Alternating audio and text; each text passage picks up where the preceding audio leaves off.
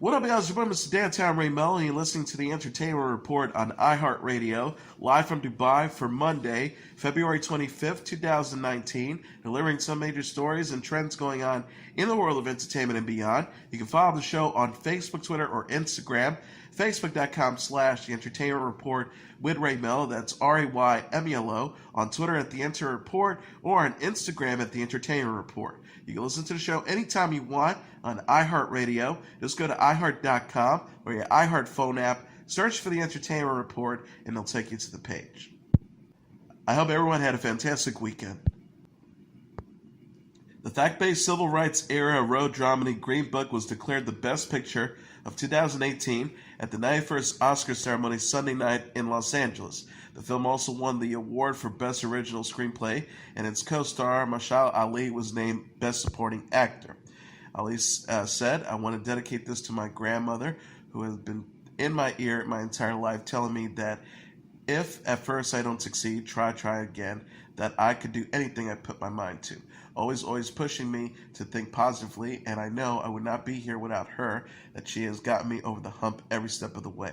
Ali is the second black actor after Denzel Washington to win 2 Oscars in his career. He previously was honored for his performance in Moonlight. Olivia Colman won the Best Actress Oscar Sunday for her work in the 18th century British costume comedy The Favourite. Colman said, "This is hilarious, got an Oscar," who was clearly shocked by her win, told the audience, eventually turning her attention to Glenn Close, the wife star who was favored to win in the category. Colman said, "You've been my idol for so long, and this is not how I wanted it to be, and I think you're amazing, and I love you very much." Regina King won the Best Supporting Actress prize for her performance in Barry Jenkins' adaptation of James Baldwin's tragic love story, If Beale Street Could Talk.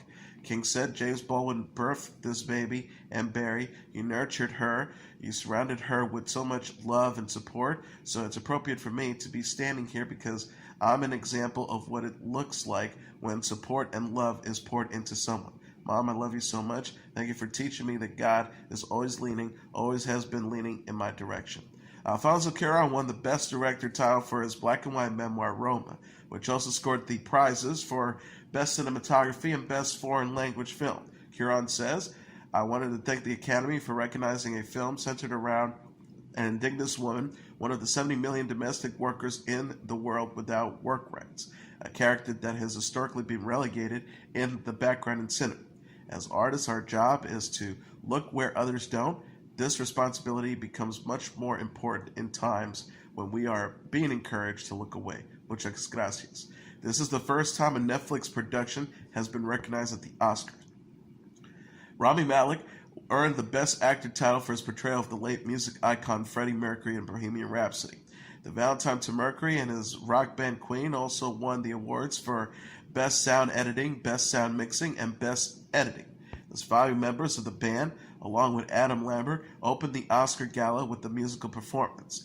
Malek said when he accepted his award, "I am the son of immigrants from Egypt. I'm the first-generation American, and part of my story is being written right now, and I could not be more grateful to each and every one of you."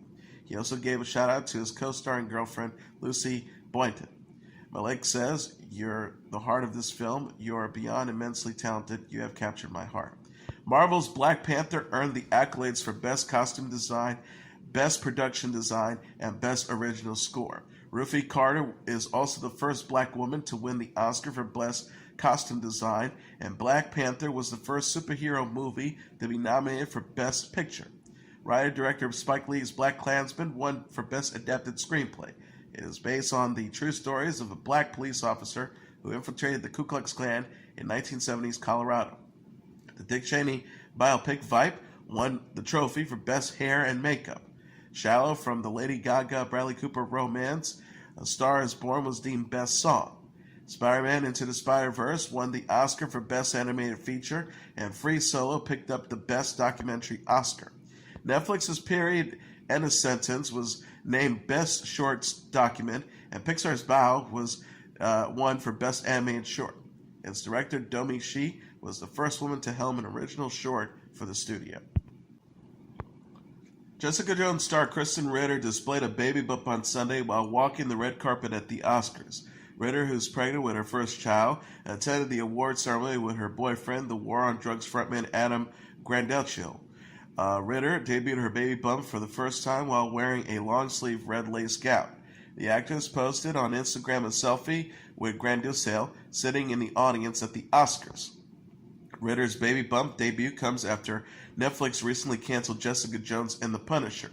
The move effectively ends Netflix's relationship with Marvel, which led to the other shows such as Daredevil, Luke Cage, Iron Fist, and Defenders being canceled. Jessica Jones, which stars Ritter in the title role as a superpowered private investigator, still has a third season, which will be released on Netflix in 2019. The iconic rock band Queen, led by singer Adam Lambert, kicked off the 91st Academy Awards Oscar ceremony in Los Angeles on Sunday night. The musicians sang parts of We Will Rock You and We Are the Champions. Queen was the subject of Bohemian Rhapsody, a Best Picture Oscar nominee. Lady Gaga and Bradley Cooper brought the house down at the Oscars with their performance of Shallow, the ballad from their musical romance A Star is Born. It was later announced as the winner in the Best Song category. This is the first time in 30 years that the Oscar Gala doesn't have an MC presiding over the festivities.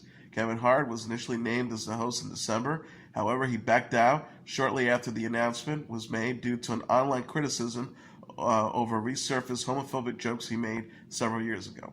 No one else stepped up to replace Hart. John Krasinski confirmed via that he is returning for the sequel to his 2018 horror film, A Quiet Place. Krasinski co-wrote and directed the first movie. He also co-starred in it alongside his real-life wife, actress Emily Blunt. It follows a family forced to live in silence in a post-apocalyptic world where blind but noise-sensitive monsters kill anything they hear. Krasinski tweeted Friday, "Time to go back," hashtag part 2, May 15, 2020, alongside with the photo of the house from the film. Variety reported Krasinski will direct the follow-up, and Blunt, Noah Jupe, and Millicent Simmons are in talks to reprise their roles. Krasinski's character, the family patriarch, died protecting his children in the first movie. Blunt won a Screen Actors Guild Award for her performance. Jon Bernthal thanked Eminem on Twitter for his support of The Punisher after the rapper slammed Netflix for canceling the Marvel series. Bernthal said on Thursday, "Dear M, honor you watch, brother. You are the king." Netflix recently canceled The Punisher alongside Jessica Jones, effectively ending the streaming service relationship with Marvel, which led to other shows such as Daredevil, Luke Cage, Iron Fist, and Defenders. The Punisher featured Bernthal in the title role as an ex-soldier turned gun-wielding vigilante, had its second season debuted on Netflix in January. Oscar-winning actress Reese Witherspoon is executive producing King, a multi-generational family drama from Queen Sugar and Constantine writer Davita Scarlett. No casting or premiere date has been announced. Scarlett developed the project with Chester Jones III, who wrote, directed, and starred in the 2009 film Hey Diddle Diddle. Witherspoon said in a statement, Davita has written a script that is utterly original, complex, and incredibly nuanced. She definitely explores issues around identity and the secret family members keeps to protect themselves and one another. I'm so excited to team up with Starz to bring these strong, memorable female characters to life on screen.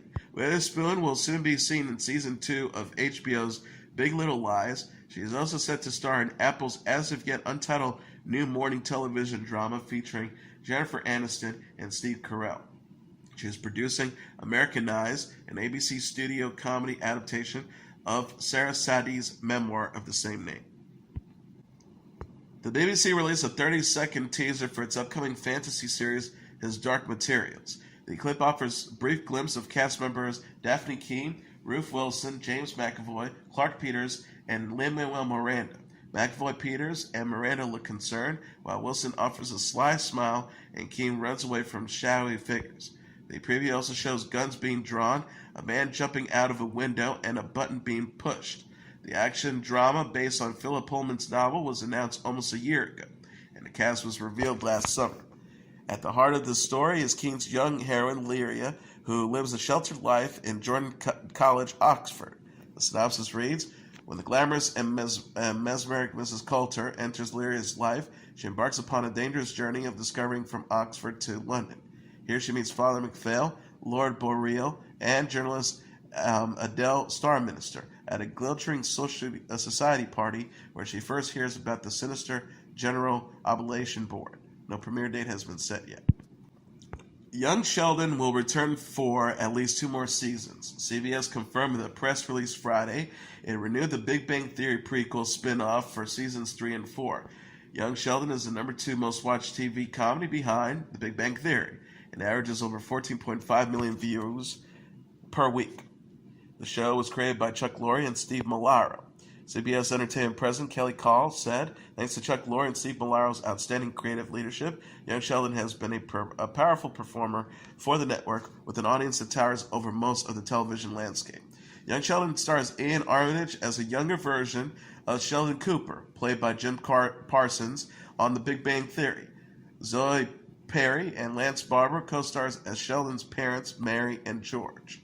Senior EVP of Programming Tom Sherman says, the Coopers are portrayed by an amazing cast, and we are looking forward to having the gifted writing staff mine even more of Sheldon's hilarious backstory and the warm family dynamic that has made this comedy a favorite with audiences for the past 2 seasons. Young Sheldon confirmed the news on its official Twitter account on Friday. The Big Bang Theory is in the midst of the 12th and final season. Laurie's other CBS series, Mom, starring Allison Janney and Anna Faris, was also renewed for 2 more seasons. Season 2 of Netflix's science fiction drama Altered Carbon is now in production, the streaming service said Friday. The cast will include Anthony Mackie, Renee Elsie Goldsberry, Chris Connor, Simone Mizik, Diana Shahabi, Torben Lerbridge, and James Sathya. No return date for the show has been announced. Based on the novels of Richard K. Morgan, it is about a futuristic society which human consciousness may be transferred between bodies, meaning the wealthy can essentially live forever by adopting another sleeve when the old one wears out. Lifetime has found its Prince Harry and Meghan Markle for a brand new TV movie. The network announced in a tweet Thursday that actor Charlie Field and actress Tiffany Smith will play the Duke and Duchess of Sussex in the new film. Field played Carl von Weizsäcker in an episode of Genius and recently appeared as John Craven in Poldark. Smith portrayed Ophelia Avila on Supernatural and previously appeared on Jane the Virgin. Smith celebrated the news in a post on her own account. The actress wrote, "So excited to share this royally awesome news and to share this adventure with you, sir, at Charlie R.E. Field, #Becoming Royal, at Lifetime TV." Deadline said Becoming Royal will begin filming this month in Vancouver, British Columbia, and debut on Lifetime in the spring. The movie depicts Harry and Markle's first year of marriage. Becoming Royal is a sequel to the Lifetime movie Harry and Meghan, a royal romance which debuted in May ahead of Harry and Markle's wedding. The film starred Burgess Abernathy and Parisa Fitz-Henley as Harry and Markle. Former Cheaters host Clark Gable III has died in Texas at the age of 30, his mother announced Friday on Instagram. Variety confirmed his death with the Dallas County Medical Examiner's Office. TMZ said Gale was found unresponsive in his bed by his fiancée and transported to a hospital where he was pronounced dead. Tracy Yarrow captioned a photo of Gable holding a baby. "It is with an extreme, heavy heart we say goodbye to my beautiful son Clark. He passed this morning. I will always be next to you, my beautiful son, Mom." The cause of his death has not been publicly disclosed. Gale had been in the midst of filming the crime drama Sunset at Dawn at the time of his death. It recently wrapped up the comedy drama Heckle, Variety said. He is survived by a daughter named Shore. Born Clark James Gable, the actor and television personality's grandfather, Clark Gable, appeared in the classic movies It Happened One Night, Gone with the Wind, and The Misfits. The Oscar winner died in 1960 at the age of 59. Gable's only son, Gable III's father, John Clark Gable, was born 4 months after the eldest Gable died. Stand-up comedian Brody Stevens, who appeared in The Hangover and The Hangover 2, died Friday afternoon. He was 48. TMZ reported Brody was found hanging in his Los Angeles home, dead of an apparent suicide. Stevens is represented, said in a statement to Variety, Brody was an inspiring voice who was a friend to many in the comedy community. He pushed creative boundaries, and his passion for his love and his love for baseball were contagious. He was beloved by many and will be greatly missed. We respectfully ask for privacy at this time. Stevens is starred in the comedy series Brody Stevens and Joy, which was produced by Zach Galifianakis. His other credits include Due Date, Blind Ambition, I Believe in You, and R2PC, Road to Park City. The Laugh Factory comedy tweeted, "We're devastated by the loss of our friend and comedian Brody Stevens. We love you, and you'll be missed. Rest in peace. May God laugh." Stevens' final Twitter post was on Thursday. He wrote, "I'm ready to get back on the festival circuit." Stevens was 48. Monkees members Michael Nesmith and Micky Dolenz paid homage to Peter Tork, who died on Thursday. Tork was 77. He died 10 years after being diagnosed with an adenoid cystic carcinoma, a rare cancer of the salivary glands. NBC's The Monkees, which debuted in 1966, followed a fictional band of the same name. The group eventually recorded their own music, selling millions of albums and releasing #1 hits, such as I'm a Believer. Dolenz said on Twitter, alongside a photo of Tork, "There are no words right now. Heartbroken over the loss of my monkey brother, Peter Tork." Nesmith said on Facebook, "Yet, as I write this, my tears are washed and my heart is broken. Even though I'm clinging to the idea that we all continue, the pain that attends these passings has no cure. It's going to be a rough day.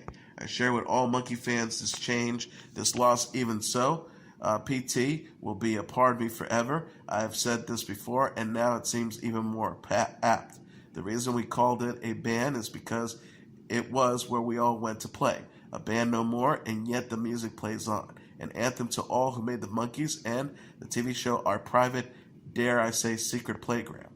As for Pete, I can only pray his songs reach the heights that can lift us, and that our childhood lives forever.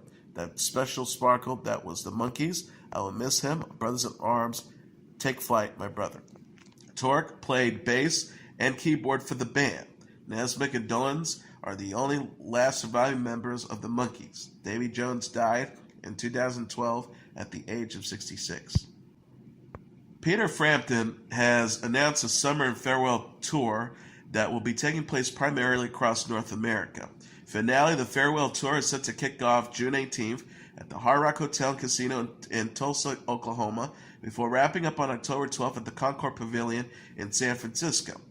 Frampton will also be performing in cities such as Nashville, Boston, Philadelphia, Detroit, Chicago, Cleveland, Atlanta, Miami, New York, Dallas, Phoenix, Las Vegas, Los Angeles, Seattle, and Portland, among others. Tickets go on sale for the general public beginning on March 1st at 10 a.m. local time through Live Nation.